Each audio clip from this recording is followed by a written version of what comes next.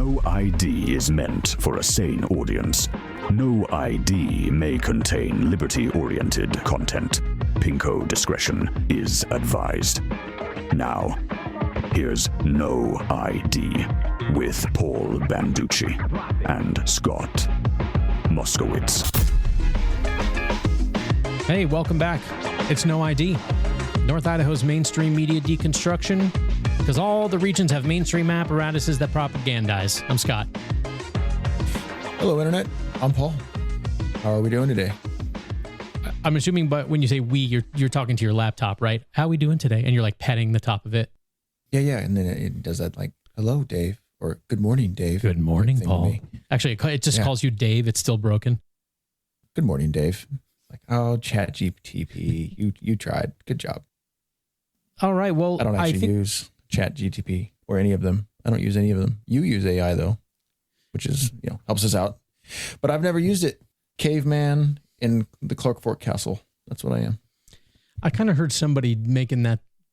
Basically, there's the divergent camps where, there's the people that are like trying to master the technology and be, the first wave of people who know how to use it so they can be valuable in the AI economy. And then the other half is just moving as deep into the woods as they can. Yeah, I'd say that's pretty close. There's a third group that sort of just doesn't care. I would be firmly in the in-between, I don't care camp, but I also am trying to get as far out into the woods as possible. But that's been for 20 years. Yeah, that's not new. Yeah, that part's not new. It's not. I thought the woods were cool way before AI came out. Here we are. I mean, there's a bunch of different stuff that it used to be called. Like AI used to be called CGI. I was like, no, we don't call it that anymore. You don't understand, man. This is a computer manipulating images and videos to make it look different. Yeah. Isn't that CGI? No. This is AI. Did I lose you? Good points. Oh. No. I'm processing. Pondering what I said? Slow processor. It's been a long, dude. Yeah. The episode of Paul's bum leg continues. So you're going to love this. It's in theme with me not thinking about you or caring ever. So I was actually in Post Falls yesterday. Oh, and I didn't tell you. Yeah, no. You I know, right? On purpose. I thought about it the whole way down. I was thinking about you the whole way down and how I wasn't going to let you know I was in town. No, I had to ended up in the urgent care because I flailed in the middle of the night while dreaming and woke up and popped something in my Achilles tendon that I'm trying to heal. Oh. I had one of those, just classic, oh shit, oh my God, what did I just do to myself moments? Yeah. So the next morning I'm all bruised and everything hurts and I had to come down and make sure that everything was still intact in the way it was supposed to be. Thankfully, they said, yeah, you set yourself back a couple of weeks, but you're still intact. So sometimes when my dog is flopped out on her side in the middle of the stone tile floor, deep in her REM cycle, and she's like sort of halfway running and whimpering in her sleep. And I'm always like, oh, she's got to be like in her dream. She's chasing a rabbit, through a field or something like that. Like, do you remember what it is you were doing? Maybe playing basketball in your dream? That'd be ironic. Yeah. In fact, I was wearing my pajamas that had the number 13 all over them. No, I don't remember the dream specifically, but I do remember I was going fast. I think I was on a toboggan or in a car or something. I don't know. I just know I was going fast. And then I stopped really quickly as well. And then I lurched forward in my dream. And I also lurched forward and flailed in the real life. It's so lame too, man, because I sleep with this big ass boot, this Aircast boot. It's just huge and retarded. And I scrunch my foot and my leg in there and keep it all nice and snug and compressed so that this kind of shit doesn't happen. And I so violently woke up from my dream that it didn't matter. Oh, dude, no, not fun. So anyways. I also I'm visualizing because Paul and his the roommate that he has the benefits with sleep in a very small bed. Like I think is it a full? No, it's a queen. It's okay. See, well, since I'm used to a king, it seems like everything seems like a twin, basically. But you see, my wife and I, we don't have relationship issues. We don't need that much space. But your boot does. Each other. Yeah, unfortunately, sleeping with that boot is like sleeping with a dog on the bed. It takes up so much space. It's dumb. And we have our kid too. Still, he's We have a room for our child who just turned 1 this month, and he's never slept in his own room yet. I'm telling you what, for such a little human being, kids take up a lot of space. I'm sure you probably know that too. You got a 2-year-old, 3-year-old, 2. She's 2. Yeah, she's 2, and she was upstairs in her own room. I think it was only maybe 4 months, and then we had her out of our room and into her own room and on a different floor of the house. She has her own king bed. You know, you joke, but as of last week, she is in her queen bed. She's in her big girl bed, and bye-bye went the crib that converted to a bed. She's now this tiny little kid in this huge queen bed. I did not sleep in a queen bed until I was like 24 years old. That sounds about right for me too. In my college years, I actually downgraded. I went from a nice bed when I was living with my folks, just a full, which is a weird name, by the way, for a full. Because like full is smaller than a queen. Right. A queen is smaller than a king. Those make sense, but a full is actually, it's even smaller. I don't know. All right. We should probably get to this deconstruction. Yeah. A final thought on the small, like the full. Shouldn't the full be the biggest bed possible, but instead it's like 4th of 6? Doesn't make any sense. It's like, it used to be small, medium, and large, at the Carl's Jr. Now it's like medium, large, and XL. Everything's all messed up. I don't know what's what. Well, when it comes to my master bedroom, it's the closest we can get is like going to Burger King, because I just tell Mary that we're going to biggie size everything and she can have it her way. Okay, let's, speaking of having things your way, I don't know why that's related, but I want to pick up where we left off in episode 19. And we left off by promising that we would lead today's show with some of your thoughts for Matt Todd, the host of The Ranch, and his feedback that he sent us that we didn't get a chance to read on the last show because we got so obsessed with playing his interview with Melissa Wintrow that we just didn't get to it. So I want to start today's show with it. I think before I read and sort of refresh the memory of what the subject, and it's basically about the Idaho budget and your assertions / our assertions on, I think, episode 18, about or might even been 17, the growth of the budget and in the last, 6 or 7 years, as you've mentioned a bunch of times, it has grown by like approaching 70%. Yeah, well, the numbers are in the last 7 years, the Idaho state budget has grown by 66% as far as sheer dollars goes. Now, there are a number of politicians, most of which reside on the left, and a lot of them are Republicans. Well, I use air quotes, Republicans who act and behave an awful lot like Democrats, who have been going around recently, almost making a damn talking tour out of it, letting everybody know that actually it's only like a 2% increase because of inflation and the way we do budgets. And it's like, okay, well, on paper, you are not wrong, depending on how you math stuff out, but neither are we wrong. Because the truth is the Idaho budget in sheer dollars is 60% larger than it was 7 years ago. And we spend a ton more money, and we still tax ourselves pretty heavily while we're doing it. So the man with 2 names, Mr. Matt Todd, who I know has an excellent podcast and listens to many, many different sides and many different important people, sent some feedback. But we'll get into that. So I guess kick us off, Scott. I would like to kick it off by playing another clip from his interview with Melissa Wintrow. In this one, you'll actually hear his voice. The previous clips we played of her, speaking of that we were bashing the government into the ground by only giving the agencies 98% of their budget and et cetera. This part I didn't play on the last show, but I want you to hear just another, sort of stereotypical Democrat stream of consciousness that is emanating from Wintrow, and then Matt's reaction so you can actually hear his voice. I asked some of my colleagues, like, what's your end game here? If you don't want to fund the government, what is your end game? Is it anarchy? Is it every man for himself? Like, what is it? Because that's not the community. Yeah, no, she's using it like a pejorative. Isn't that funny? Like, what are you saying? Every time. Anarchy? Everybody does. Yep. Oh, well, everybody on the right, on the neo right, the neo left. Everybody. Yes. I mean, even conservatives most of the time. You say the word anarchist, and they conjure up images of young people in Portland smashing Starbucks windows in the name of anarchy. Yes. The backpack with the A with the circle and like the bracelet with the spikes on it. Yeah. Yeah, except all of those people are hardcore authoritarian statists. Yes, of course they are. They're not anarchists at all. They're leftists who want their version of a bigger government. And most people just are lazy and haven't done the research to actually know what anarchist means. So that's a term because I am an anarcho-capitalist. I know what it actually means, and terms have, words and terms actually have real meaning.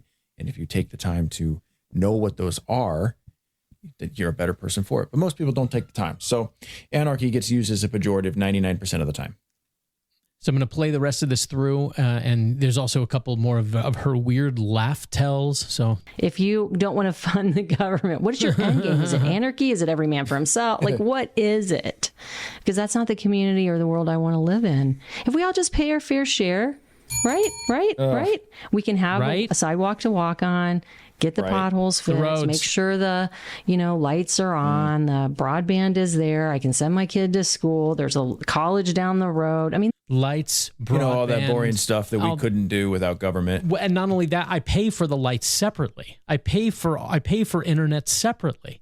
You take the money for public schools. I'm not using your public schools. I'm in a homeschool. I wouldn't send my kid to public school for love or money. Are you kidding me? The tell here is how benign she makes everything sound like they are the common sense stance. She's the reasonable one with common sense. We're just a normal person who wants all these things, and the premise that I'm operating from is that we could never possibly have these things unless everybody allowed the government to point a gun at their head and steal as much of their money as we could humanly do. Lights are on, the broadband is there. I can send my kid to school. There's a college down the road. I mean, these are all things that help thriving communities. And it shouldn't be every man for himself all the time. Like, it's just ridiculous to me. Can I tell you something? I really dislike the pay your fair share articulation. Educate me. Tell me how to better say that. No, I'm not. That's kind of the part I wanted you to hear.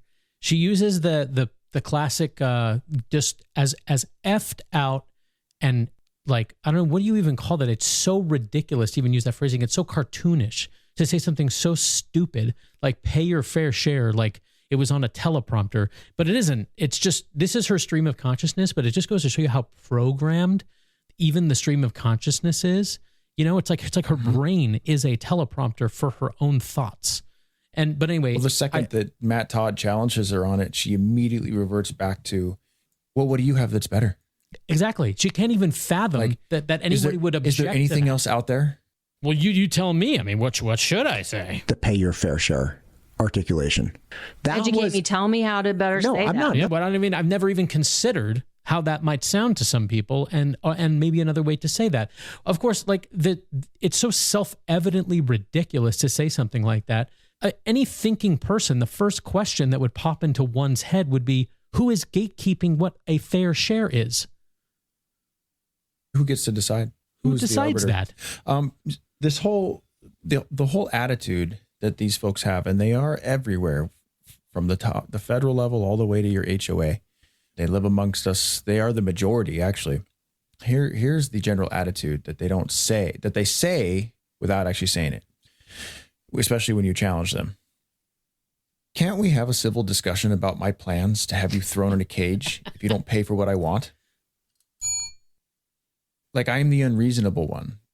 There's an example I always like to use where, if imagine you're in a neighborhood. Most people live in neighborhoods, and imagine your neighbors come to your door, and let's just say there's 3 of them, and they're the heads of the HOA. And they've got another guy with them, a fourth, who's pretty big and intimidating. And they go, hey, so we've decided there's too much crime in the neighborhood, and we decided we need to hire security. And we've also decided that we're going to do this as a neighborhood, and everybody has to pay their fair share for this guy here, the security, or for the contract. And I go, well, I don't feel that there's too much crime, or I don't feel threatened, or I don't have an issue, or maybe I do, but hey, that's okay. I can defend myself. I will happily leave the defense of my family and my home to me, please. And I'll keep my money, or I'll hire my own firm if I want, or whatever other number of options. And they go, no, you don't understand. That's not how this works. Your dues are going up $100 a month. And if you don't pay those dues, they go to this guy to keep the neighborhood safe. This guy, whose job it is to keep the neighborhood safe, is going to come to you and kidnap you and put you in a cage. And if you resist, he will hurt you. If you resist enough, he'll kill you. In any other circumstance other than what we've been conditioned to accept now, that is patently absurd. And your immediate knee-jerk reaction is to go, fuck that situation. Like that's ridiculous. We would never do that. But that's exactly how all of this works. Okay, I'd like to now read some of Matt's feedback for us after he had listened to the points that we were making. And like I said, I think it was more you, but in any case, on the most. Yeah, it was me. Okay. I didn't want to like shirk responsibility or anything, but you know. No. It was me. I saw the texts and it was directed directly at me. And in fact, I think he even referred to me as your boy. Yeah. Something like, tell your boy, bloody, bloody, bloody, blah. And it's like, damn, Matt Todd. All right. Well, yeah. Okay. So let's hear. I'm just going to read from his text. This is quoting him. Yeah. Population and inflation paired together have made a huge impact. Idaho is one of the hottest retirement destinations in the country. So you have people coming here that are largely unproductive. Retired people draw on our services much more aggressively than people our age. They also do not like paying taxes, which no one does, but retired people from SoCal move here and refuse to vote for a single bond or levy associated with services because they were hyper-taxed in California. That's a huge problem here in the Treasure Valley. Just for extra context, Matt Todd also wrote a lot of this in response to one of the things I had said about making growth pay for itself. Like, why can't we do that? Or how can we do that? So Matt's also referring to the fact that it's been basically impossible for growth to pay for itself because of the nature of the growth that we've experienced here in Idaho. Yes. Okay. That's a good point. Exactly. So this is the last point of this text. And there were a couple more below it. But the last point of the one I was just reading, and this is the most important part, how your boy feels, quote unquote, the state should be run with growth, paying for growth, is not the way it's actually run. Our taxing system does not have that mechanism currently. HB 389 from 2021 changed the tax structure. It used to be that if you had 100 houses in a town and you added 10, you now had 10% more property tax revenue. That seems common sense. HB 389 changed that completely and said instead, look, what's your budget? $1 million? Great. If you have 100 houses paying for that, then it's $10,000 per house. Fine. If you add 10 more houses, your budget remains $1 million, but now it's distributed across 110 houses, not 100. So each house now pays $9,090. That's how the tax system works here right now. Growth does not pay for growth. Yeah. So I'll be honest. I did not know that. I'm glad Matt Todd brought that up. I did not know that. That puts particularly county governments and city governments as well in a tough spot. As a taxpayer and a property owner, I love it because then it means if the more people who come here, and we are in a growing state, theoretically, the less I should be paying in property taxes because the bill stays the same, but gets split amongst more residents, which I think is a great deal. Or I should say a better deal. A great deal would be not paying rent to the government at all on the property that I should own and theoretically do own. But if you pay rent, you don't own. But that is a challenge for the county governments. There's no way I can argue otherwise. What do you do about that? I know a lot of the cities and the counties have responded with increased impact fees, which then goes back to the other issue of housing affordability. Impact fees are a huge reason why housing is less affordable. So that feels like a lose-lose. As far as the demographics of who are moving here, again, Matt Todd is correct. We see it in Bonner County and Kootenai County heavily. The populations up here are heavily geriatric. The average age in North Idaho I think it's in the mid to high 50s. And a huge portion of that is retirees or people who are close to retiring who moved up here, largely from California. And a lot of them, Kootenai County in particular, has a huge swath of retired police, law enforcement, police chiefs, et cetera, mostly, again, from California. They're retired. They come up. They have insane benefits, platinum benefits, double platinum benefits, and pensions and all that kind of stuff. And ironically, they're the first people who will talk about how much they hate taxes while living off of benefits that are bankrupting the state they moved from. They Right. also are, of course, super pro-cop, super anti-freedom when it comes to things like poker and marijuana. And they are, it's one of the reasons why the county is so anti-freedom in a few ways. So challenges. And you're right. They don't contribute when it comes to payroll, and they don't vote for levies or bonds, which I don't either, because I don't want to pay more. I want to pay less, and I should pay less. So should everybody. So, well, I hear there's more to read. So yes, there's more to read. Yep. So let me go on here. Just to bury this point, he says, there are actually two budgets, the general fund, the Idaho taxpayer dollars, and the total budget, that's tax dollars with federal dollars, which are they're all coming from the same place, which is us. But okay. See, that's another thing. Like, we only have a 6% income tax rate, and Idaho's taxes are relatively low and this, that. Yeah, I know, but everyone still pays federal tax. Like, we're still all working for half the year for various government apparatuses. So it'd be nice if once in a while that was acknowledged, because while Idaho might be a thing, the federal thing remains a thing. Okay. Well, Matt Todd's going to definitely talk about that second point about the general fund versus the total budget, because the politicians down there in Boise, that's how they play that game all the time. Like, Medicaid expansion was pushed as something that if we didn't do, we were going to miss out on federal dollars. And that was one of the biggest points the proponents of it used to get Medicaid expansion passed with the voters, by saying, oh, well, the feds will cover most of the bill. And so we really won't actually bankrupt the state. Of course, that was, survey says that was a lie already. It only took a few years because every other state has shown that to be a lie. And number two is that, well, if we don't take those federal dollars, some other state will. And it's our money anyway, so we might as well take it. Well, yes and no. Yeah, we get taxed at the federal level, and that sucks, just like everything else. But a ton of federal dollars are just printed out of thin air. See, the state can't do that. The state is not allowed. No state is allowed to print money out of thin air, but the federal government can. And that's where the billions and billions and billions of dollars come from that eclipse receipts. So, the government has receipts, what they get in taxes, and has expenditures, what they spend, and they never are the same. Well, how do you come up with that gap where you spend more than you take in taxes? You print it out of thin air. That's why they took the dollar off the gold standard in 1971 or 2, so they could fund wars and do shit like that.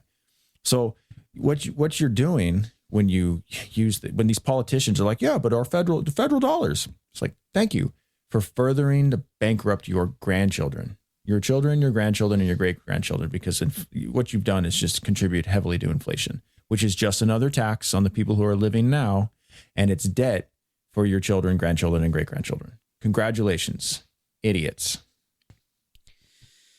Okay, let me continue on with this. Population over the last 6 years. I'm not calling Matt Todd an idiot, by the way. That's not. I'm talking about the politicians who act as if federal dollars are just sky pennies. He says population over the last 6 years has gone up 12%, and inflation nationwide is 26%. It's a little higher in areas of Idaho. Think property acquisition for a new highway or road in the Treasure Valley. It's insanely expensive. These two numbers would account for roughly 38% inflation of cost.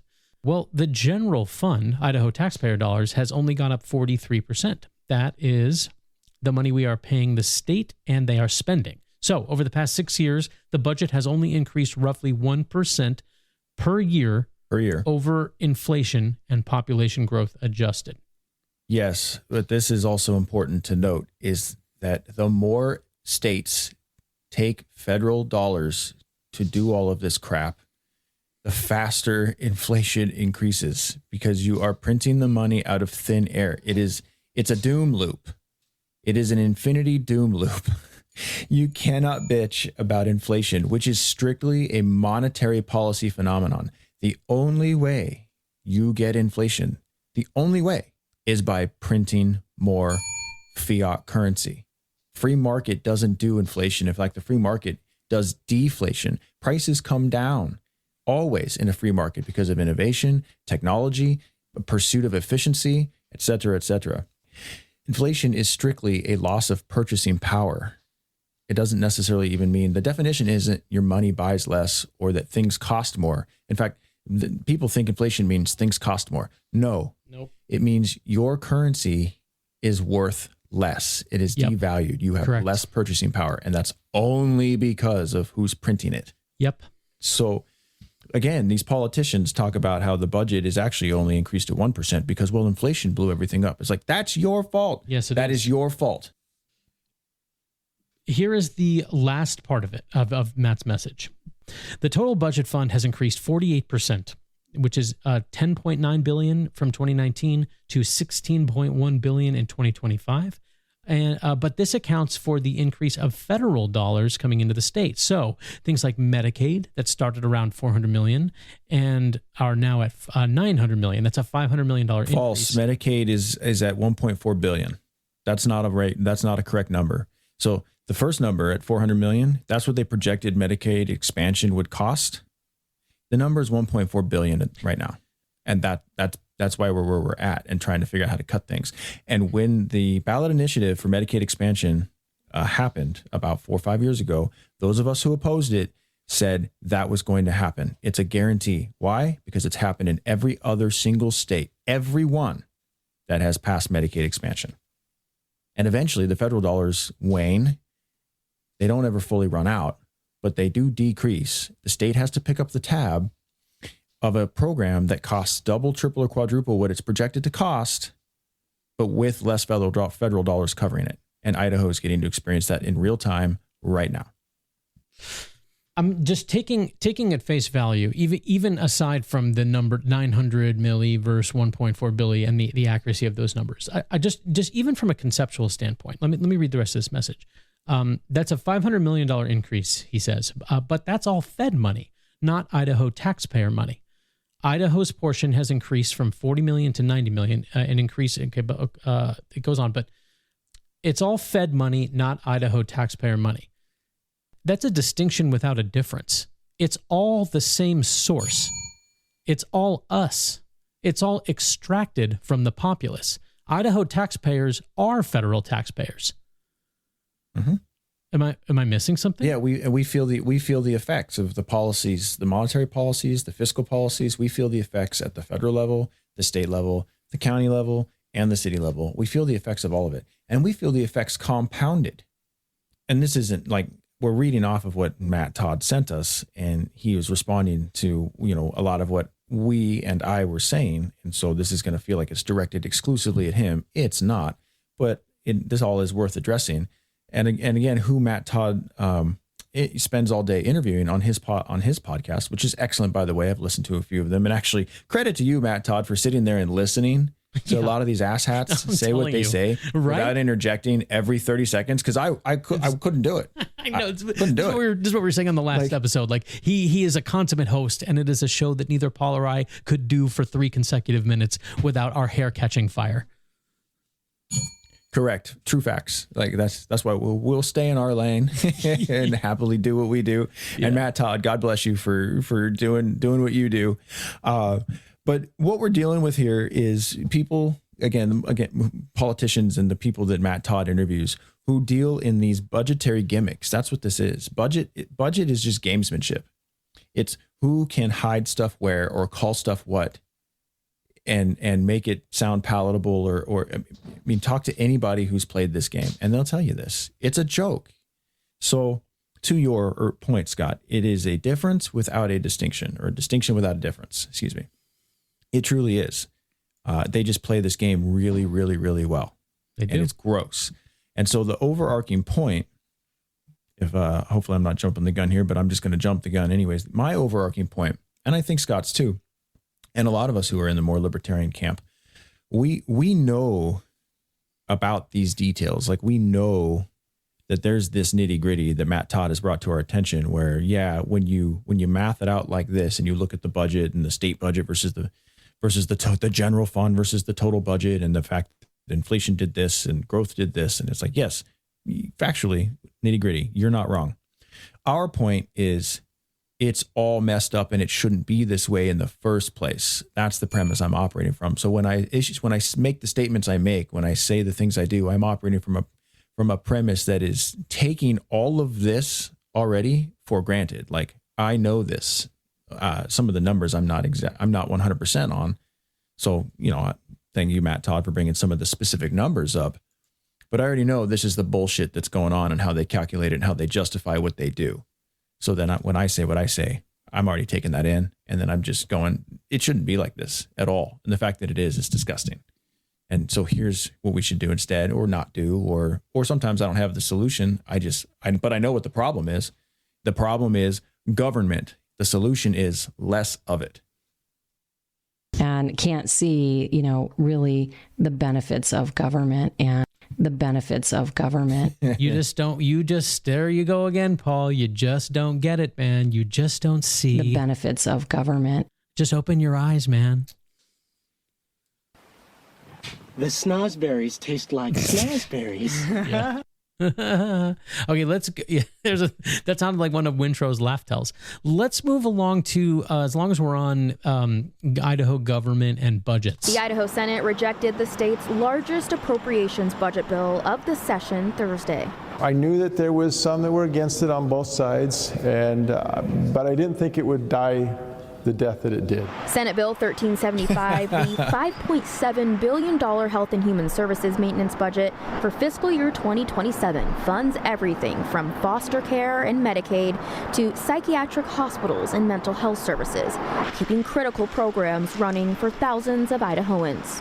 This is the granddaddy of all of your appropriation bills that you will hear this year. But the bill didn't just fail. More than 2/3 of the Senate voted no. I don't think this is sustainable for our state at the rate we're going here with the health and welfare. Opponents like Senator Glenada Zeiderveld have concerns the state is too dependent on federal dollars, and she's worried about long-term sustainability. We're seeing changes of percentages where the federal is starting to decrease the amount that they're paying on a lot of the different programs, and the state has Senator to increase Wintrow their should percentage. take note, because that is actually a common sense take on life and reality. Like, hey, check out the numbers, the real numbers, not the budget gimmicks, but the real numbers. This is not sustainable. No, what's not sustainable is that an intern has to have a roommate while working at the Boise Capitol. That's what's not sustainable. Well, if you have a roommate, then it makes collecting all those aluminum cans easier because there's two of you instead of just one. Crushing those Miller High Lifes. On a lot of the different programs, and the state has to increase their percentage. Senator Melissa Wintrow worries the ongoing 5% budget cuts for the two agencies will keep costing Idahoans services, jobs, and in some cases, their lives after the assertive community treatment program with personalized mental health services. Okay, was cut. you got to pause it again. Like, we already discussed the whole people will die aspect, so I'm not even going to validate that with a response. It's so retarded. I mean, Literally these cuts are killing people. Literally. Yep. Literally killing people. You know what else is literally not true? The government creates jobs. No, that's not true. Everything the government does and has and spends either was conjured out of thin air, inflation, or was extracted from somebody else who was more productive and efficient and made the money. So no, you didn't create anything. You simply took it and then put it towards something else that the free market deemed unworthy of resources. Literally. So no, you're not creating jobs. You're creating parasites. But at best, you are redistributing, and I would say grossly misallocating resources that you stole from somebody else and putting it towards something they wouldn't do without the threat of violence. Personalized mental health services was cut by Health and Welfare and Medicaid contractor Magellan. The program was canceled December 1, and I got word today that 4 people now are associated with deaths of those teams being cut. But Senator Jim Guthrie called this a, quote, defining moment in the state's history and drew a sharp line between today and the last time Idaho faced cuts this deep towards the tail end of the Great Recession. Today's financial pain, in my opinion, is in large part self-inflicted. Guthrie, a 16-year Idaho senator, pointed to last year's historic $450 million in tax cuts, passed before a realistic revenue number was set. As the You thought he was. I should have maybe done the Aspal. It's like a no. I know it. I'm well aware of Guthrie. I knew it was going to be some bullshit similar to that, but I actually was going to say, but I didn't want to interrupt the clip. I was going to say, that's the only common sense thing I've heard out of Guthrie's mouth in probably 5 years. But wait a and then, minute. of course, he follows it up with and it's because we haven't taxed ourselves hard enough. This dude's a Republican, by the way. He's a Republican. He calls himself a conservative Republican. Whatever. Get bent. Today's financial pain, in my opinion, is in large part self-inflicted.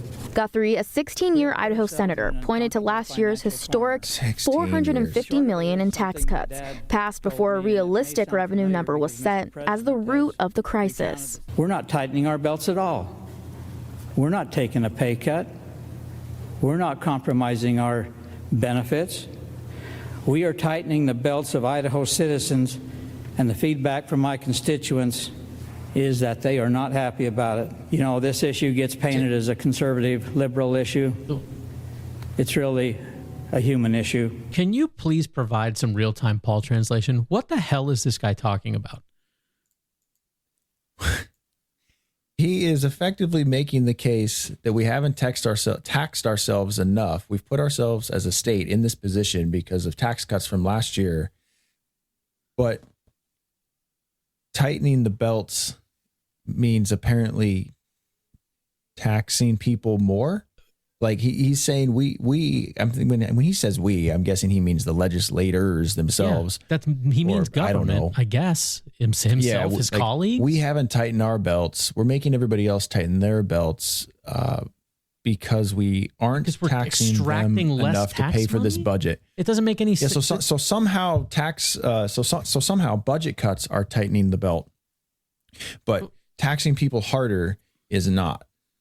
I'm going to play it one more time because my eyes are spinning around like pinwheels. We're not tightening our belts at all. I just want to go on record that when you take more money from people, that means they have less money to spend. No. So then they have what you to just said is so tighten factually. their belts. No. That can't be right. That doesn't make any sense at all. If we take more tax dollars from people, that loosens their belt or something. We're not tightening our belts at all. No. We're not taking a pay cut. No, you never do. We're not compromising our benefits. Why would you? We are tightening the belts of Idaho citizens by taking less of their tax dollars. And the feedback from less of their tax dollars.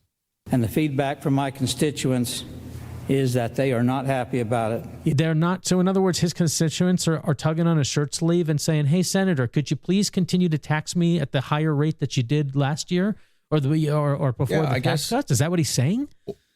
Or his constituents fit into two boxes: welfare recipients and people who are affluent, and white liberals who want to pay more taxes, because that's a thing. You mispronounced effluent. Yeah, the A and the E. The E is silent. Okay, it's a little confusing. I guess you spend enough time, 16 years, you spend enough time around the Capitol building, and you start to get some sort of brain parasite, or maybe we're the weirdos that don't understand what he's saying, I guess. Oh yeah. No, so again, as Wintrow would say, they're the people of common sense. You and I are the crazies. We're the crazies. Not these asshats who have been in state Congress for almost 2 decades. Go home, boomers. Just please go home, retire. Just golly, go away. You people are a cancer, all of you. Anybody above the age of 55 who's still in politics and been there for more than a decade, you're a cancer. Go away, please. You know, this issue gets painted as a conservative, liberal issue. It's really a human issue. But as for me, I'm comfortable with how my no vote will define me. New and revised maintenance budget. So in other words, so now he's saying he voted no on 1375 on the HHS budget? Yeah, they voted it down because it included cuts that they didn't want. New and revised maintenance budget for Health and Human Services will hit the state's Joint Finance Appropriations Committee Monday. Of course, anything passed out of JFAC will need a Senate and House approval, so this process really starts all over again. All over. That was one of the more confusing soliloquies from one of these delightful leaders over there at the Capitol. Like, what? And he's a conservative Republican. And that's that's what he's got to say into a microphone. He would call himself a conservative Republican, but he's nothing of the sort, and his track record shows he's nothing of the sort. Also, that word salad that he just spit out, that is the norm. That's not a phenomenon. That's how they talk down there. So it's the same thing as with Matt Todd's texts. Again, I'm not trying to target Matt Todd himself. I know he's using the terminology that a lot of his interviewees use, but it's word salad. Yeah, it's budget word salad. It's gimmicks. It's nonsense. See, I have to assume, like, I don't know what to go back to. Like, assuming okay, they're just reptiles. Like, they're, you unzip their skin suit and they're just, they're messing with us. Like, okay, I could accept that. Or because if that's not the case, then like, there's just a lot of low intellect individuals in these positions. That guy that we just heard is an idiot. Like, Melissa Wintrow is not a bright person. I hate to use that sort of language. It's very harsh. And well, what are you saying, Scott? No, who the hell are you? I mean, like, you're right. Who the hell am I? Like, to make these sorts of value judgments, like, well, for one, these people are like supposed to be representing me to some degree, that like that's conceptually supposed to be the idea here. Like, Melissa Wintrow, for her, she never has considered the notion of other terminology to use besides pay your fair share. She's a great stupid person. woman. She's an NPC. That's an NPC, exactly. Like, where is your brain, lady? Like, what are you talking about? She uses the same 10 talking points, like a non-player character from an RPG from a role-playing video game like Skyrim or Fallout or any of them. Anybody who plays games at all, and I'm not much of a gamer, but I've got some experience because I'm in that generation. And NPCs have the same canned responses, the same 5 or 6 canned responses. No matter what you say, no matter what you do, it's the same 5 or 6 things. They have no concept of what's going on around them. They all look the same, act the same, behave the same. And every city you go to on the map in this video they are there. And it's like voted in by NPCs. Matt Todd short-circuited her very limited programming by pushing back a little bit. It's like you can tell she's never been around someone who pushed back on that point.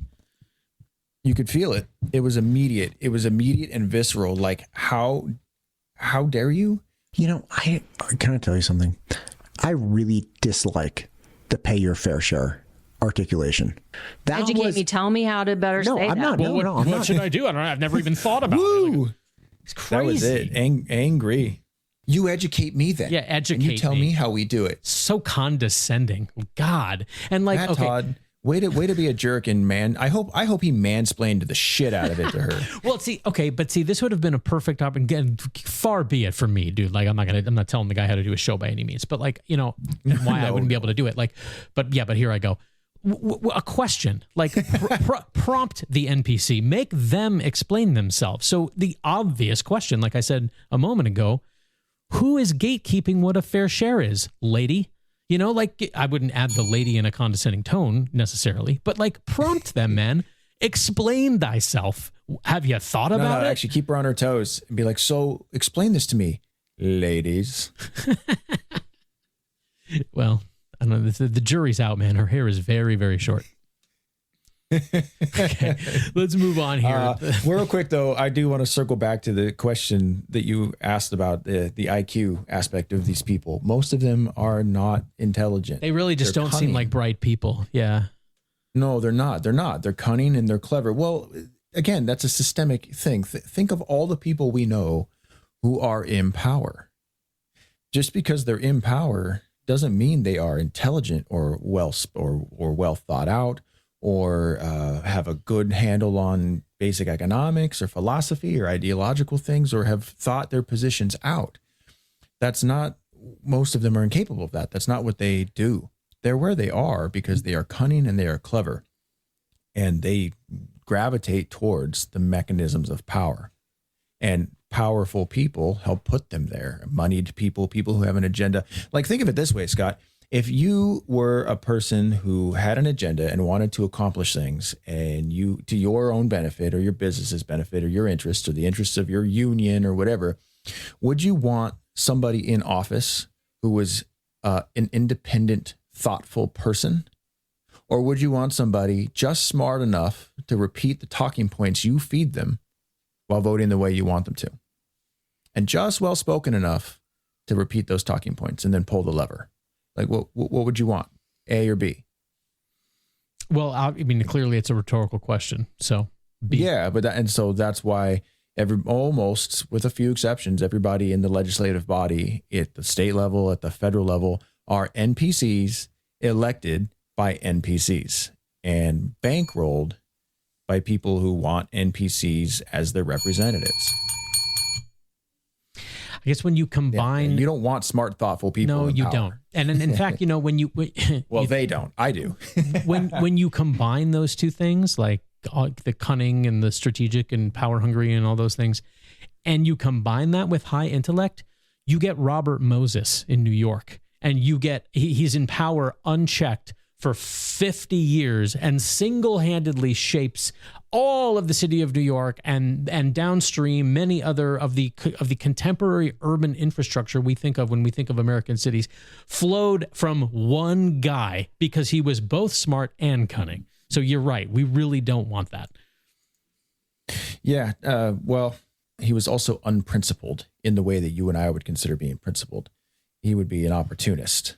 Yeah, well, that would be. I would sort of think of that as that's an important caveat, because I want thoughtful, intelligent people as legislators who also share my values and have principles. Well, but we're gonna have this thing called government.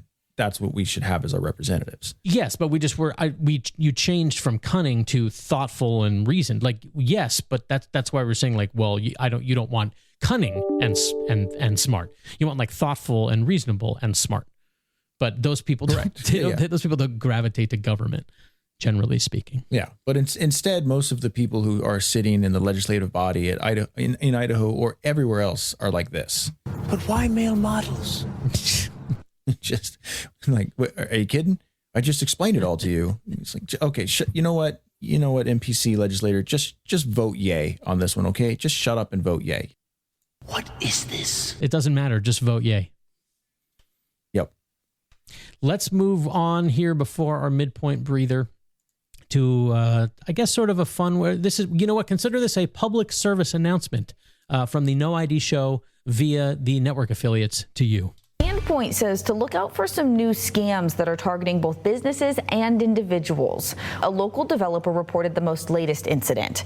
They got an email claiming to be... Now, was that a teleprompter flub? The most latest incident? Should be the most recent incident or the latest incident, but it came out as the most latest incident. I'm gonna blame the teleprompter as opposed to the newsreader. What do you think? I think that I feel I have an even higher sense of urgency now, because not only is it the latest, it's the most latest. Breaking! A local developer reported the most latest incident. They got an email claiming to be from Sandpoint officials. The scammer asked for them to pay fees related to a development application.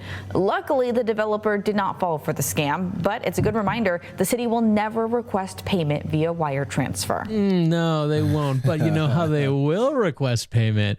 Property tax bills, utility district bills, special assessment notices, federal and state deficiency notices, estimated tax payment reminders, audit adjustment notices, delinquency notices, fines from criminal or traffic cases, civil judgments, restitution orders, court fees and filing fees, parking tickets, code enforcement citations, environmental or regulatory fines, vehicle registration renewal notices, driver license renewal registration, blah, blah, blah, blah, blah. Site inspection fees, sewer fees, electrical fees, impact fees, inspection fees. Oh, and by the way, those are not requested.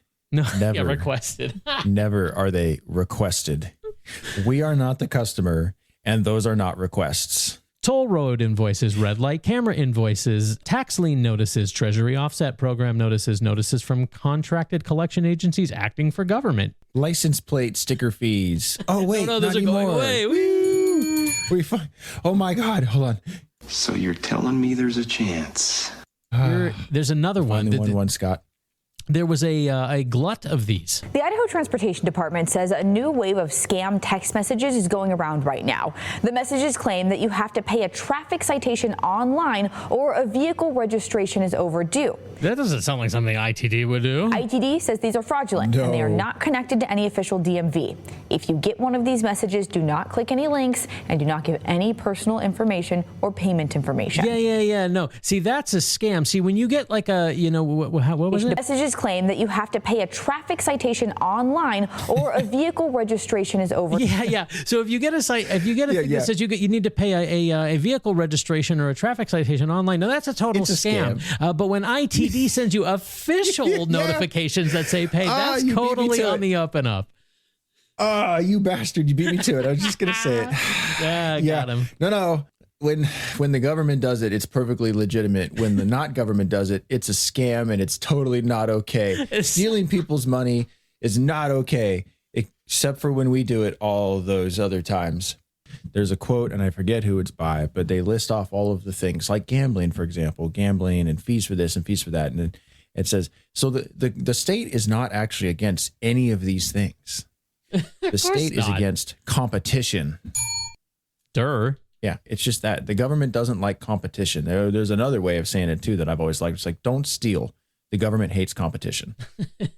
In fact, you remember speaking of, this would be a great Scotch shots, but I can't set it up as a Scotch shots. But if you recall the Summer of Love in Seattle during the 2020 madness. Yes, the fiery but mostly there was a brief peaceful. No. That was, I think you're thinking of like in St. Louis. That was St. Louis. The Summer of Love was a little less fiery, but it was a little more hilarious. Yeah, when they set up the no-go zones. The chop Chaz or whatever it was called. Yeah, Chaz. You got it. Chop, Chaz, whatever. I think it changed 3 or 4 times. Wasn't it that they let the hippies kind of do their thing? The commies got a 4-block radius. Yeah. Yeah, they did. And it turns out the commies who always rant and rave about owning the means of production, the workers owning the means of production, it turns out none of them knew how to produce anything. They set up a community farm that failed within 3 weeks because nobody knew how to plant anything. They only know how to grow weed indoors. The list of stories from that, it's incredible. We could break that down all day, but I won't. My main point was that for about a month or two, there was a couple of gangsters who took over parts of Chaz and set stuff up where you couldn't do certain things unless you paid these gangsters, fees for effectively what were permits to trade, permits to move about the Chaz zones freely, permits to do this, that, or the other.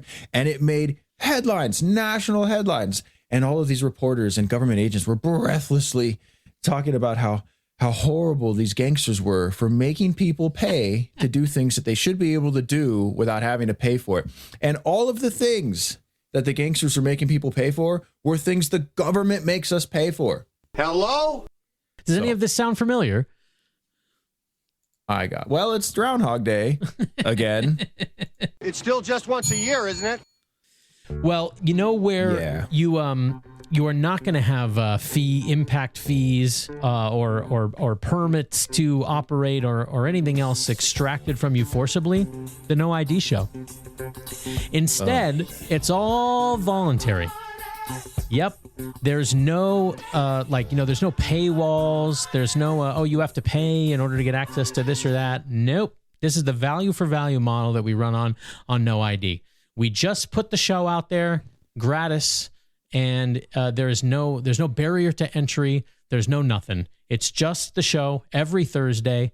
If you find the show valuable, we ask that you voluntarily contribute value back to the show. That's value for value, and it's the polar opposite of that which we have been discussing heretofore. Although I don't know, man, maybe we should get a couple of gangsters to do our dirty work for us. I'm telling you what, if I could vote to give myself a raise and then go out there and point a gun at people to extract the money, I still wouldn't do that because I have principles. But it sounds nice, doesn't it? Lots of people do it. The benefits of government. Hold on. I'm going to do it very carefully here. The benefits of No ID. The benefits of No ID. See, if you see the benefits of No ID and you don't donate, you're literally killing people. Literally killing people. In fact, I think 4 people died just during this commercial break. This non-commercial break. Yes, exactly. It's really not no commercials. That's the whole idea. So the value for value model means that we are free from, there's no brackish outside influence on this show. There's no ads, there's no sponsors, and there never will be. It's just value for value. So contributing back value to the show looks like this: time, talent, or treasure. If you find our program valuable. And you know what? If you don't, why are you listening? If you're hearing what I'm saying, morbid curiosity, and you're hate listen, I'll take a hate listen. But you know what? Like there's value in that too. You know, in a way. I think so. I mean, that's why every time we do this, I'd say, tell your friends, tell your enemies, tell everybody. I'll take a hate listen. You never know what you might learn or what we might learn. You know, maybe somebody who's hate listening sends us some insider information about how messed up the budget is. That is an excellent point about value returned, time, talent, treasure. The time and talent portion, it absolutely includes what Paul just mentioned, which is telling people about the show. Word of mouth is just about the hugest non-treasure value add you could give. So keep us in mind, send people the link, let people know about the show. That's how shows grow. Any form of audio or visual or articles or boots on the ground reports that you wish to contribute is all value returned. All of this can be done at noidshow.com. There are buttons to click for donate for treasure donations, and there's a contact button for all sorts of other, all the time and talent portion. Noidshow.com, the value for value model.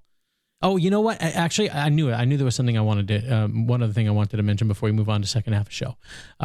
It's been mentioned before by other proprietors of this model that people love a reason to donate. They want to donate, but they just sort of need a reason, which is why, the guys on No Agenda, for example, they do all sorts of promotions. Oh, you become a knight, you can become a commodore. There's, wedding anniversary and it's 888, the stuff like that. So I figure, this is episode number 20. So we're now, I don't know, that seems like an important number. I think of a $20 bill.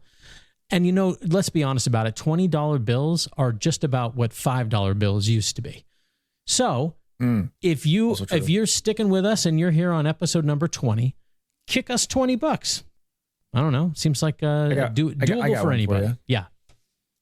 If you donate $21 that we can read off for our 21st episode next week, we will dub it the Blackjack, and you will be the Blackjack. Perfect. I like that much better. So $21, yes, as our show becomes a legal drinking age, and as I sip on my Guinness out of my pint glass here at the desk, that's perfect. $21 so we can read them off on the next show. And actually, I'll relate this quickly. I have a signed snowboard that I won at the launch party for Adam Carolla's morning show after he left Loveline, which I worked on for the Santa Barbara affiliate, which I've mentioned. That was like my first radio job. And when he left that show and took over Howard Stern's slot on the West Coast in 2006, when Stern went to satellite radio, I went to the launch party for his morning show. And it was at it was in LA, and it was at some swanky sort of like restaurant, like a catered event. And they had a sort of little mini casino set up for entertainment. And they had blackjack tables, but it was just play. They just gave you like some chips, and you could win a bunch of prizes that were donated, like it wasn't real money, right? And so I remember I was like, that was the first thing I went and did, especially 2006. Like I was heavy into poker at that time, and I was like, oh, a table game. So I went and sat right down. And literally, like the MC of the party got on the mic. I was like, "Hey, welcome to the launch party." And the appetizers in the back. Make sure to tip your wait staff. And then for the table games, like you're getting this many in chips. And the first 5 people to be dealt a suited blackjack will win one of an array of prizes. And there was a whole, I don't know, maybe 20 different prizes. Well, the coolest thing up there was like a snowboard that Adam had signed, and it had a bunch of like 97.1 FM signage. It was like a custom snowboard. And the very first hand off of that deck for me was Ace Jack of Spades, and I won that snowboard. Nice. Yeah. You were destined for that snowboard. Have you ever used it? Do you snowboard? I do snowboard. I never did use it. It's been like a wall mount thing. But yeah, I still have it. It's in my studio. Cool. So $21 would be awesome for the next show, number 21. NoIDShow.com, PayPal, Venmo, and all the other stuff. And thank you very kindly in advance. NoIDShow.com,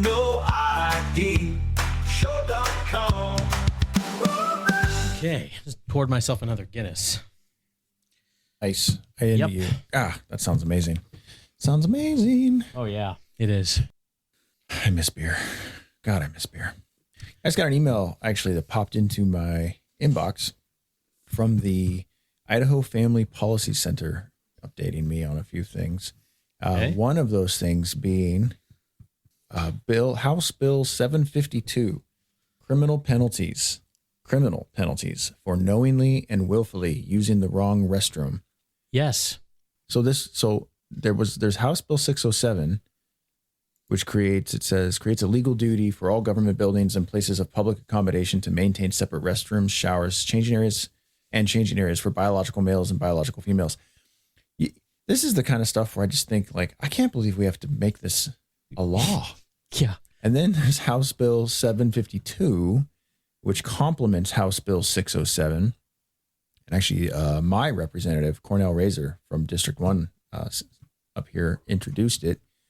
And it creates criminal penalties for any person who knowingly and willfully enters a restroom designated for the other biological sex. So basically, the first bill, 607, says anything that's government or public, boys got to go where boys should go and girls got to go where girls should go.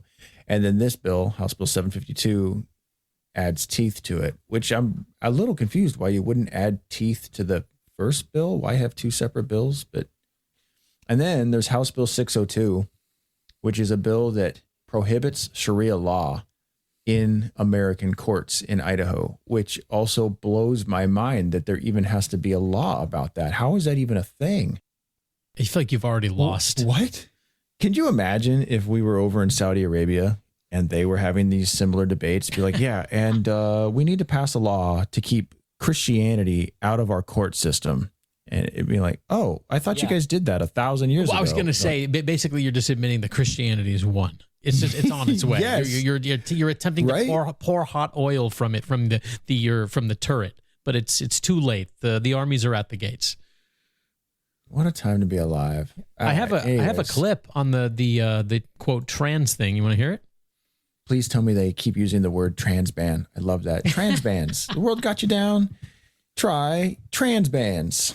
The Idaho House quickly passed a bill yesterday that would make it a crime for transgender people to use a restroom, locker room, or shower facility that does not match their sex at birth. The measure would apply to both government and private businesses. Anyone caught knowingly violating the bill would be charged with a misdemeanor for the first offense and a felony for a second incident within 5 years. Republican Representative Barbara Ehart says society never used to bat an eye at keeping bathrooms separated by sex. I do not understand why we seem to all of a sudden have a problem with discerning who is who and where we each should be. Representative Clay Handy, one of the few Republicans to oppose the bill, says allowing transgender people to use the bathroom isn't a problem. I've seen people in every way, shape, or form all over the world. Okay, wait a minute. Nobody said trans people couldn't use a bathroom.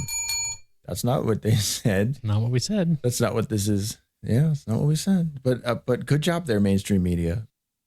I do sort of feel for what was her name? Understand why.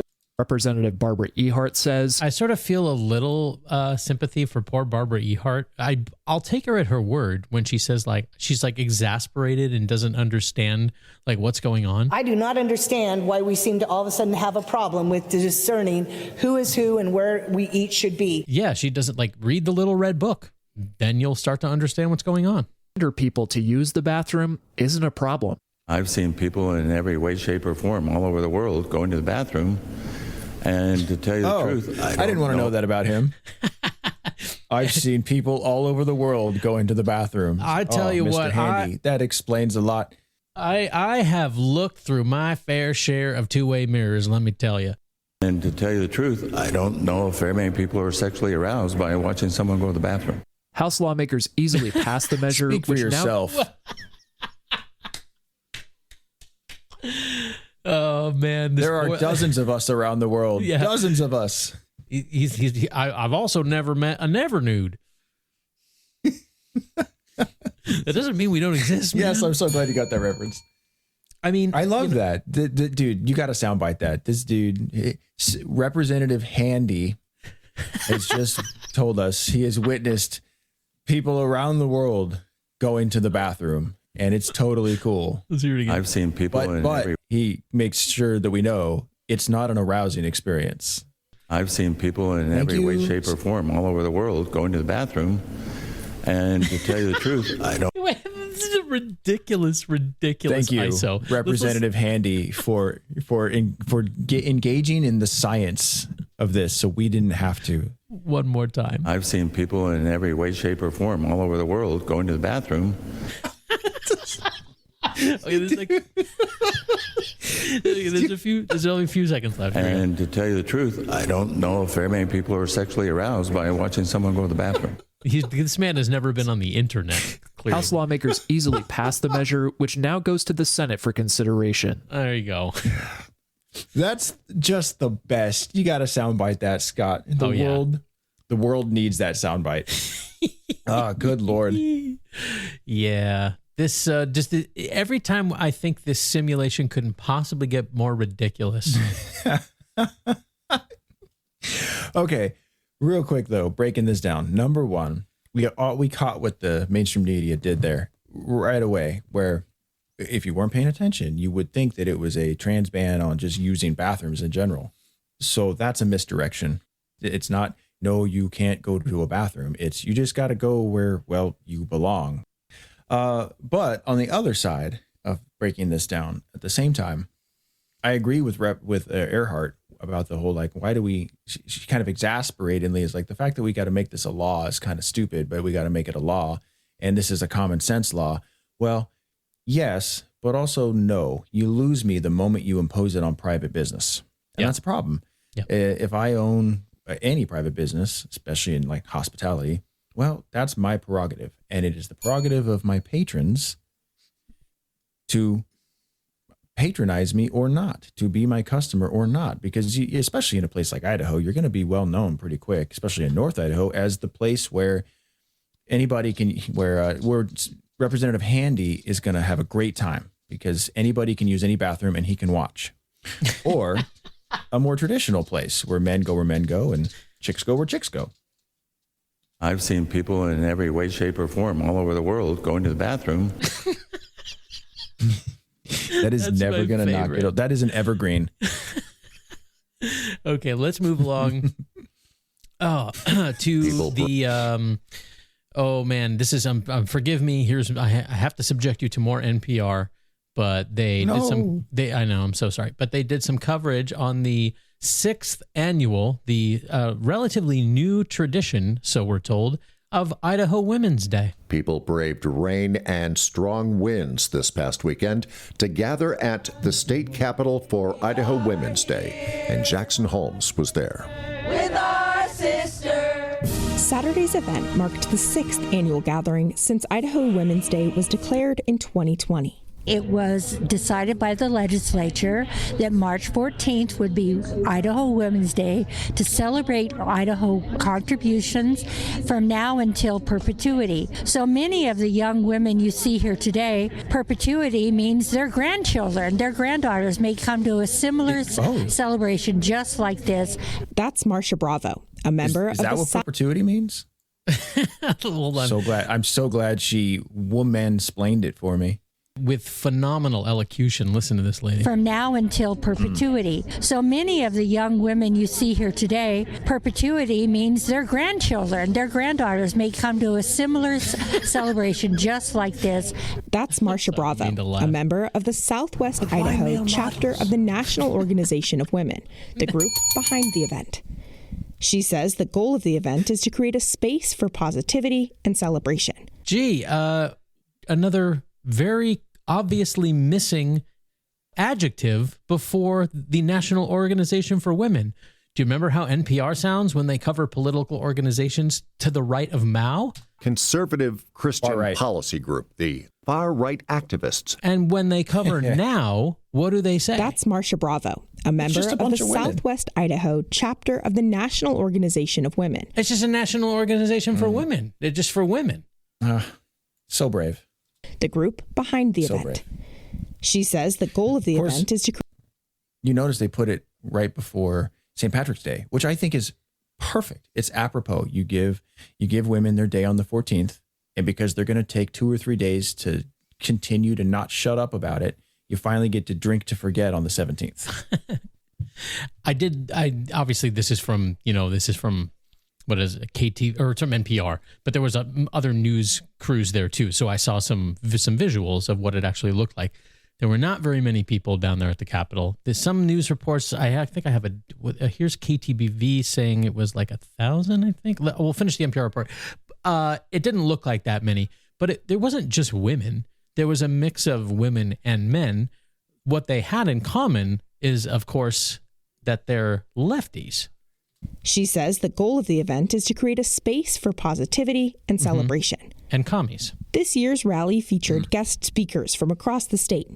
Muffy Davis is a Paralympic gold medalist and former Idaho state representative. What's missing from that description, Paul? Her political affiliation. And former Idaho state representative. Democrat state representative. Democrat. Do you think that there's a possibility they would have omitted Republican if that's what she were? Far right. Conservative Ku Republican. Klux Klan far right activist. Our great seal of the state of Idaho, still in use today, was designed in 1891 by Emma Edwards Green. And if you look closely, you'll see something powerful. A man and a woman standing side by side, equal in stature. Wait, are they advocating for traditional marriage right now? Not only that, she's making the distinction between men and women. This woman is a far right activist. This is crazy. I think they just played themselves. And if you'll notice over here, a traditional relationship of a biological male and a biological woman on our state flag. So brave. Standing side by side, equal in stature. That image was intentional. Davis says Idaho is the only state in the country where a woman-designed seal is still in use. Here is... Well, that makes us we're number one then. We're like the most feminist state, right? Don't we get points for that? And not only that, the 19th Amendment was not, what was it, 1920, 1919? Idaho, women were voting in Idaho in, I looked it up, 1896. Way before the 19th Amendment. We're hella progressive. A lot of Western states are that way, though. Most Western states tended to be more, well, quote unquote, progressive than the Eastern and Midwest states. Yeah, because when you're on the frontier and you're hacking a living out of the wilderness, there's a lot of issues that you don't care about. Everybody has to pull their weight, and everybody kind of, a household is what matters. That's right. It's the household. You know what? We just watched you warrior women trudge across the manifest destiny barefoot and 8 months pregnant while carrying another, 3 other kids and walking alongside the wagon, the covered wagon. We feel like, you've probably earned the right to vote. Yeah, well, there's certain things you don't fight over when survival is a lot tougher. It's the same thing. Like there's a misconception that the frontier folk were the most racist folks, or they were the least tolerant folks. It's actually quite the opposite. It's quite the opposite. There was a lot of intermingling between Native Americans and frontier folks because it's just how it happened. You were with them, and everybody had a hard time scratching and living out of the wilderness. So as much as you could, you didn't kill, you traded. You intermarried. You made life work. You didn't care necessarily who was what color. What you cared about was, are we all going to eat this month? Anybody worth their salt who's done any looking into the history of the frontier culture will find that to be true.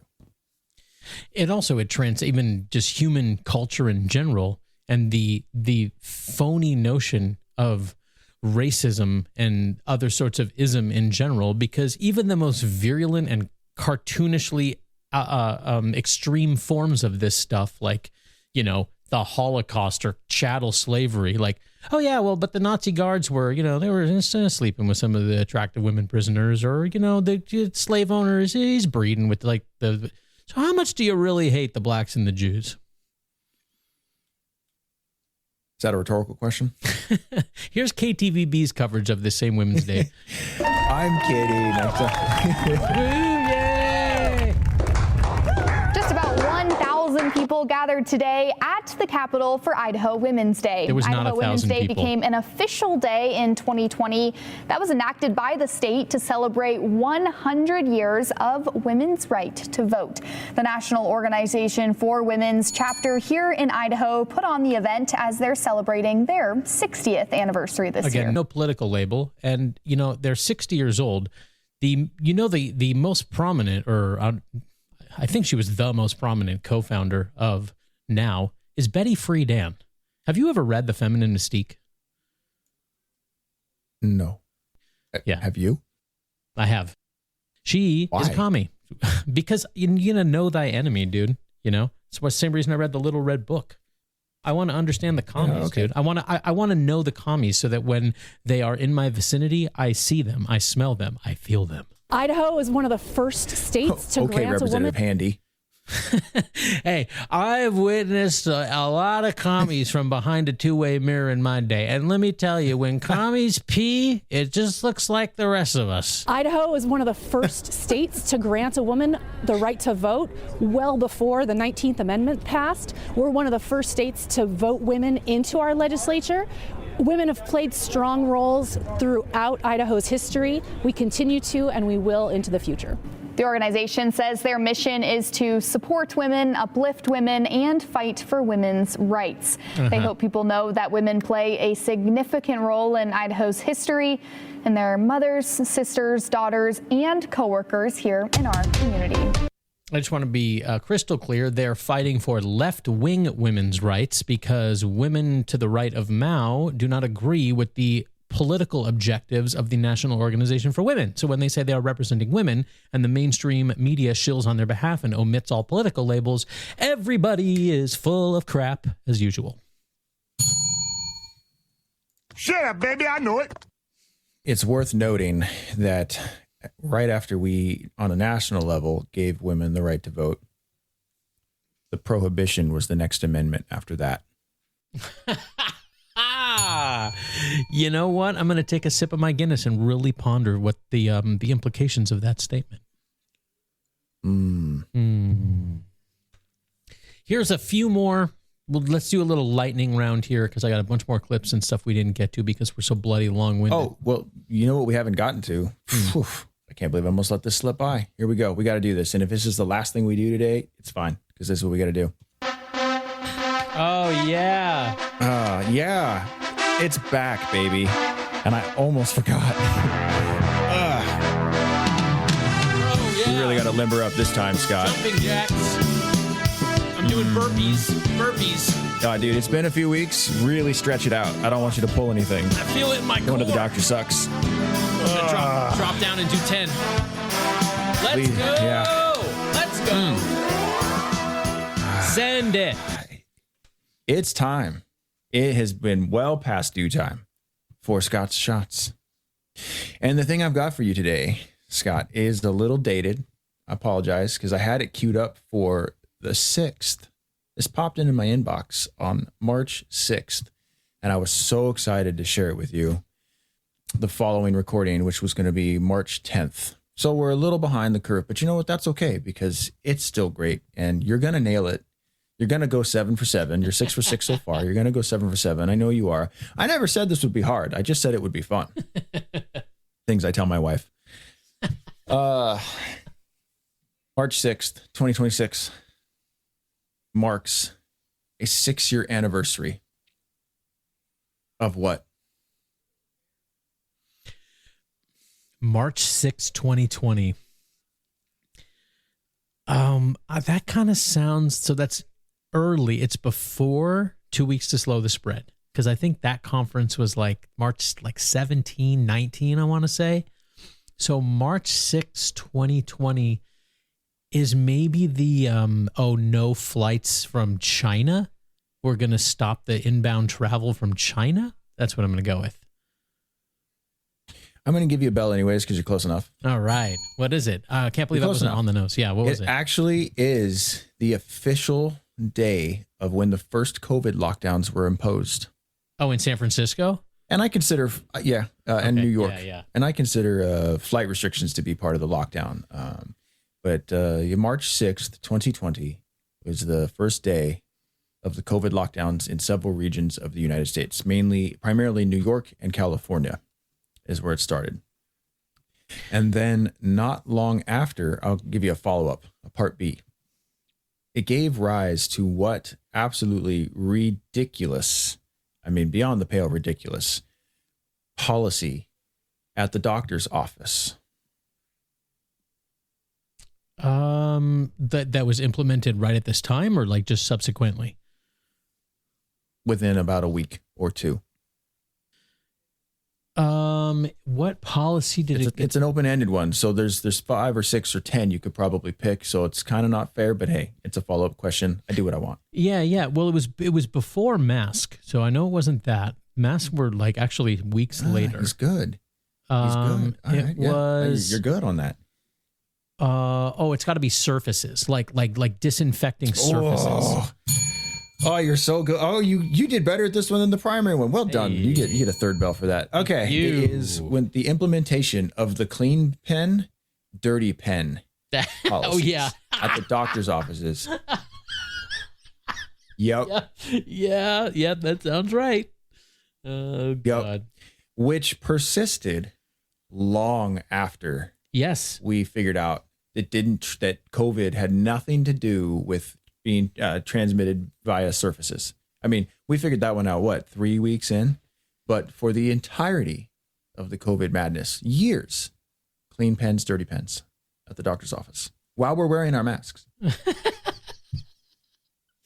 Yeah. I mean, the thing is like, even if you were good times, even if you were convinced that was like the right, like, oh yes, it's effective. It's an effective thing to be doing because it does live on surfaces. The notion that you think you can actually do things in a diligent enough fashion to be effective in the practice. Okay, the practice in theory works, so therefore we're going to implement it. You think you have like a little vestibule, like the vacuum sealed vestibule on the spaceship that like in between you and space. Like, give me a break, dude. People are delusional. Okay, I'm looking at my my photo on my phone because my wife and I were in New York in that week of March of 2020. Just coincidentally, we were there for one of my brother's artists was doing a show in Manhattan, and so we had gone to see her show. And I'm looking at March 9, 2020. And I'm standing in the High Line. My wife and I are standing in the High Line in Lower Manhattan, looking out over the bay. So you're saying March 6th. We flew out back to California on like March, I think 10th or 11th. And so, but we in that few days there, March 7, 8, 9, things were weird. Like there was a weird vibe everywhere. Like, cause it was like weird, something was imminent and everybody knew it. But it was still the literal last days of normalcy. We went to restaurants. We did the normal thing. Nothing was closed yet. No, and that's because even though the policies were now freshly on the books and being implemented in a couple of those spots, namely the 2 spots you actually flew from and then returned to, they weren't being enforced yet. You weren't seeing it happen, enforce, E-N space force, because people were still trying to decide whether or not they were on board with it, if you'll recall. Remember, there was a week or two, even in those places, where people kind of went, and then our glorious leaders said, no, this is for real, and if you don't do it, we're gonna enforce it over the barrel of a gun. And then that's when most people went, oh shit, okay, well I don't want to get in trouble, and everybody else is doing it. All right, on comes the mask, out go the dirty pens. So on and so forth. And then, the full culture shock of the branch Covidians is in full effect and visible everywhere we are. But that first week or two, if you'll recall, was very much, everybody was sort of feeling it out. Yes. And with the exception of a couple of pockets of people, most people didn't immediately strap on the mask and stand in the spot 6 feet from the other spot. Most people did not. They were waiting to see A, if it was going to be enforced, and B, what everybody else was going to do. Yeah. Yes. Even maybe more the latter than the former of those two things. I agree. Yeah. So in no particular order, but I had to letter them. Yes. One other thing too on the dirty pens, clean pens thing that I just have to throw in there is like, because it's one of, just like everything else of this nature, it makes sense if you don't think about it.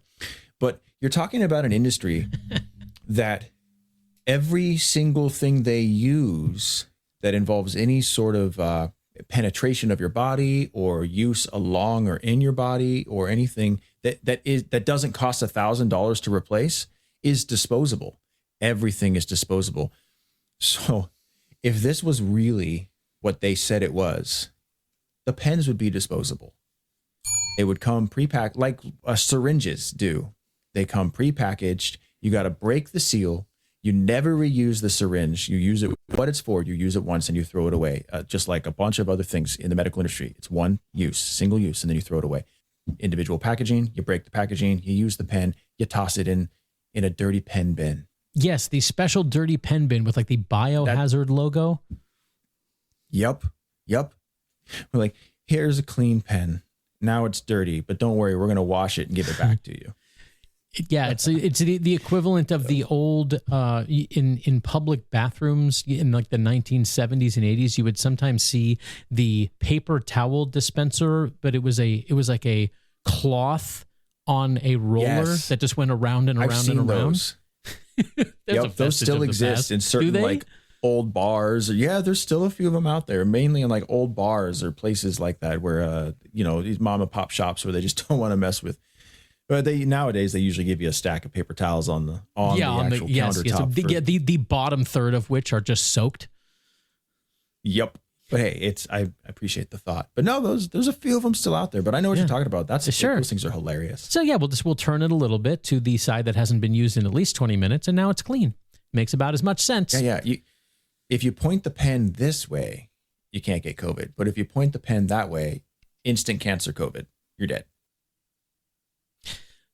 Let's quick lightning round here before we wrap up this 20th episode of your No ID show. Here is what the most recent native ad buy sounds like. And this one, actually, there's a couple, and they occurred across multiple networks. So this might have been a pretty expensive buy for birdies. Today was a holiday near and dear to the hearts of math and food lovers alike. March 14th is Pie Day because it's 314. And a local pie shop served up a sweet deal to celebrate. Customers lined up outside Birdie's Pie Shop. The shop offered their popular personal sweet pies for $3.14, and they were ready for the influx of customers. They prepared more than 5,000 personal pies just for today. That was 4 News Now's version of it. Here is Krem's version of it. By the way, one of my favorite days, tomorrow is Pie Day because it is 3/14. You can celebrate the day with personal sweet pies for only $3.14 at Birdie's Pie Shop. By the way, they have 20 different flavors as well as a variety of gluten-free options. It's a crash course in native ads. That's when advertisements that are paid for are made to sound like news reports. I just want to note that Idaho Women's Day and Pie Day intersect. Which I find to be highly appropriate. Maybe that's how Birdie's was able to make 5,000 pies, is they utilized those 1,000 women who gathered for Women's Day. And they're like, oh, good, you're all here. Each of you make 5 pies. Now we're ready. Here is another native ad buy across multiple networks, and this one is by, I'd never heard of it before, but apparently they're all the rage, Raising Cane's. Coeur d'Alene welcomes its first Raising Cane's. Yeah, the new restaurant is at the intersection of Highway 95 and Nider Avenue. Specific, by the way, the telltale markers of this sort of stuff, specificity. Oh, it's $3.14 and it's available on this day. Oh, here is the location. It's at the intersection of Main and Main. When they're giving you specific bullet points like that, those are bullet points that were given to the newsreaders by the ad department. Alexander Cognac is live there this morning. Doors open at 9, but those folks have been lined up for hours already. Yeah, even more than hours. Some folks have been lined up since yesterday. This morning I've got Daisy and Mateo with me. Now, you guys have been here since 4 p.m. I had never heard of it, but I looked it up. It's like a chicken fingers, I guess, right? It's just a chicken joint, just like just like Popeyes is, just like a couple of the other places are. I mean, it's good. It's fried chicken is great. Yeah, fried chicken's great. Chicken. There's waiting in line for almost a whole day for fried chicken. Oh, it gets better. I didn't think we had that kind of demographic here. Wait until you hear the two gals that the field reporter interviewed, and the reason they gave for what. Do it. Can we do an Ask Paul? Sure. Here comes the question. Big or small, make your guess before we call. The game begins. It's Ask Paul. Brought to you by Pfizer. What reason do you think they're going to give for why they got in line? They're black. So in other words, she's like, hey, what are you guys doing here? And they're going to be like, we're black. That's the reason they gave. Not quite like that. Oh, man. Is that your final answer? Like half of my final answer. No, they're probably from somewhere else, and they're excited to have somewhere else that had a Raising Cane's, and they're probably stoked that now there's one where they live now. It's so much dumber. It's so much dumber. Oh, it's even dumber. Think it is. Oh my god. Being black they're from white. out of town? They are white. Just so you know, these are white girls. I know. I know, but. Oh yes. Oh, and then now, in Hayden, there's a new Watermelons R Us, and the lines there is full of blacks too, according to Paul. Yeah, but that one's a trap because it's in Hayden. So like that's a trap. Avoid that one. Okay, I don't know if you're gonna guess. It's so dumb that it might not be guessable, but you're gonna kick yourself. You guys have been here since 4 p.m.? Yes. Okay, wow. Tell me a little bit more about just what made you guys decide to come out here so early. We literally just saw some guy already sitting here at noon.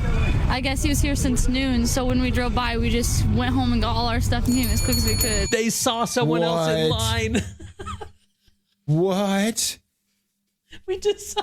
No. They saw someone in line and they were like, this must be good.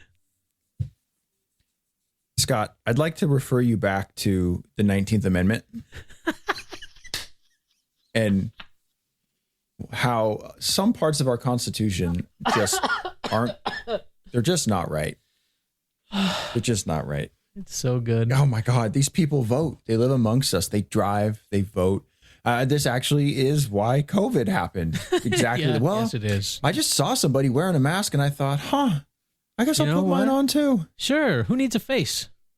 I never, ever would have guessed that. Who has the kind of life where you can just stop what you're doing and join a queue just because someo's in the queue? I've never heard of that. I don't even know what it is, but that's incredible. If people are waiting for it. It must be I gotta good. find a soundbite.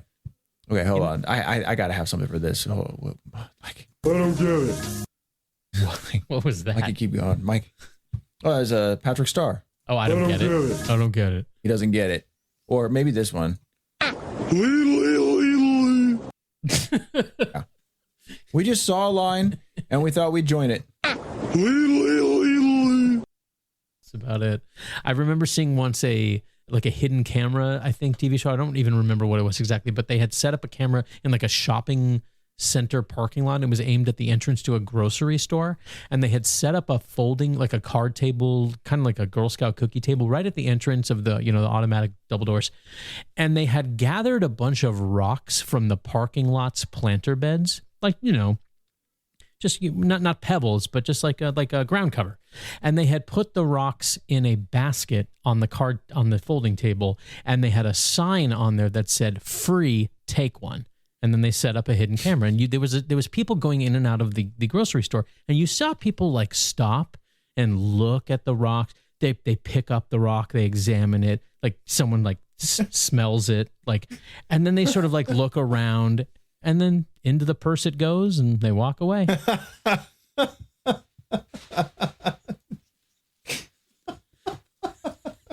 Here's Here's one more. That's it. This podcast is over. We have to end it with that. Here's one more. It can't be topped. I got to do one more of the Raising Cane's. Here's another network how they covered it. Again, this is an ad buy. Chicken fingers are officially on the way to North Idaho. Coeur d'Alene's Raising Cane's opens this morning at 9 a.m., so in about 2 hours now. It's at the corner of U.S. Highway 95 and Nider Avenue. Countdown. This is a live look at what's going on there. In the past few hours, it has turned from a line around the corner to an actual party where people are having free coffee, hanging out, just waiting for them to open up. Just so we are kind of all on the same page with traffic, this is a busy spot. Both the Idaho Transportation Department and Coeur d'Alene Police will be out to help direct traffic. If it gets busy enough, they will make it so people can only turn right out of the Raising Cane's parking lot. It's like a Zoolander that you cannot turn left. But this morning, we have our photographer out there live, and he actually spoke with the person who was first in line for this new Raising Cane's. Get ready for an intellectual powerhouse coming up.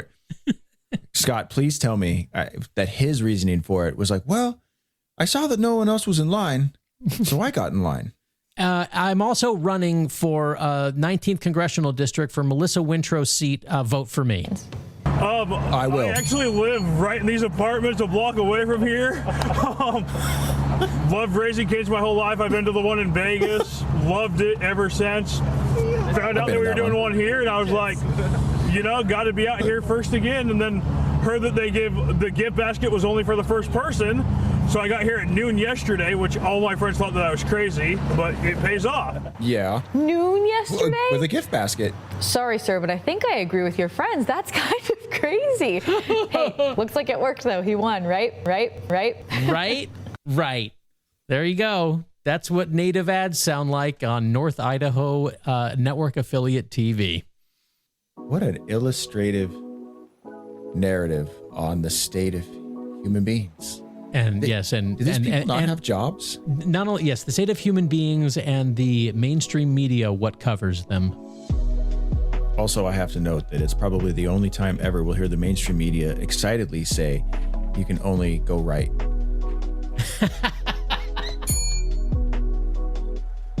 We'll be right back after these messages from NOW, the National Organization for Girls. And Pi Day. And in unrelated news, Pi Day. In unrelated news. Oh, man. Well, I don't know if that... 19th Amendment, Scott. 19th Amendment. And 20th Amendment. I'm just going to keep throwing that out there. Evergreen topics. I'm all about the 21st Amendment currently because I've got my third empty glass of Guinness in front of me. And to be honest about it, I really can't tell if this show was garbagey or not. It started getting real wonked out toward the end here. I think 3 wasn't enough. This was a 6-pack kind of podcast. I have to because Paul the can't drink alone. Paul can't drink beer right now, so I got to drink for the both of us. Yeah, sad times. I'll catch up someday. Well, it's not sad times over at noidshow.com. Please remember us there, value for value. $21 would be a phenomenal donation to kick our way because the 21st episode, Blackjack is coming up the next episode. So we hope that we see you then. Thank you very much for sticking around with us thus far on our No ID journey. Until episode number 21, from Post Falls and Slightly Buzzed on Guinness, I'm Scott. And I'm Paul. Taxation is theft.